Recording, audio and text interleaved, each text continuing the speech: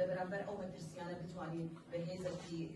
یکگرتووە و بۆ کوژنانی کورد لبرانبر او روداوانه بوەستینەوە. آیدن حبسê hevşaredarên me niha hebsê dalin. Yani bi rastî êrişên devletan ser Bakur, jinên Bakur em bilin ser ziman ez barim kê ev demokranelî têlê neke. لەکەمان لەو ڕۆژانە کە ئێمە تێدا ژیان دەکەین لە قۆناغێکی هەستیار دەرباز دەبێ ئەویش بەهۆی ئەو هێرش و داگیرکاریە بەڕاستی هێرش و داگیرکاری لەسەر گەلەکەمان ماوەیەکی زۆرە هەیە بەڵام لەو ڕۆژانە لەو ماوەی ئەخیرانە بە شێوەیەکی چڕ و پڕ بەسەر گەلەکەمان هێرشێکی بێڕەحمانە هێرشێکی بەرفراوان لەلایەن دەوڵەتی تورکیەوە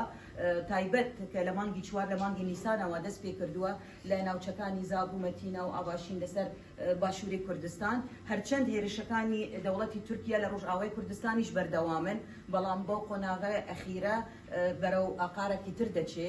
مەترسیەکی زۆر زۆر گەورەی لەگەڵ خۆی هیناوە دیارە دەوڵەتی تورکیا وەک دەوڵەتێکی داگیرکەر بە زینیەتێکی فاشیست بڕیاری خۆی گرتووە کە بەو هەنگاوە حملەتی جیسان حملەیەکی تر یا ئۆپەراسیۆنێکی قەرکردن و جینۆسایدکردنی گەلەکەمان بەڕێوە ببا هەرچەند ئەو هەر بەردەوام بووە بەڵام لەو قەیناغەی ئەخیرە زیاتر و بە شێوەیەکی فراوانتر ئەنجامی دەدا. لەبەر ئەوە ئێمە وەکو ژنانی کورد لە بەرامبەر ئەو ڕووداوانە کە لەسەر خاکی کوردستان ڕوودەدەن هەرچەند ئێمە ئەمانەوەی لەسەر هەر چوار بەشی کوردستانیش ئەمڕۆ قسە و باز بکەین چونکە بەشەکانی تری کوردستانیش گرێدراوی ئەو ڕەوشەن کە ئەمڕۆ لە ئارادایە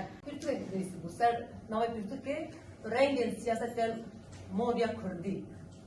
وی پرتوکێ لە دەستێکێدا گوتبوو دەما هەیشتان گرتوگەهێ دا خێنجی من du jin hebû du jinê endamê şareberiyê lê niha sedan zêdetir bi hezaran jin Partiya milê jina hebû lê jinên Kurda mil rakirin kirin meclîsa jina hereket û bûne kongre ev hemû guhartina ew hemû têkoşîna li pêşxistina civakê jî